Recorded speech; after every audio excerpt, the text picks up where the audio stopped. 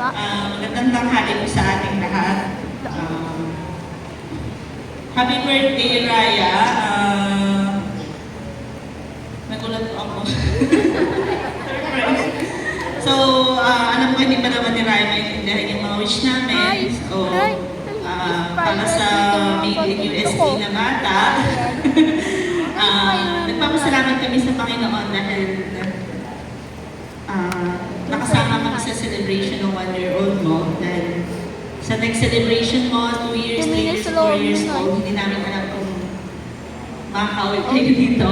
So, nagpapasalamat ako kay Lord dahil kasama kami, kasama ng aming family na mag-celebrate. Ang wish ko lang, nawa, lumaki ka na may takot kay Lord, kagaya ng mga ninuno, hindi mo sa ninuno, yung lolo mo, sa mga tita, sa mga generation, ikaw yung next generation na magpapatuloy na gawain ni Lord sa US, nawa patuloy kayong mag-serve kay Lord, nang may takot sa Kanya at lumaki ka ng bata na si Lord lang yung sinasamba at pinapapuri.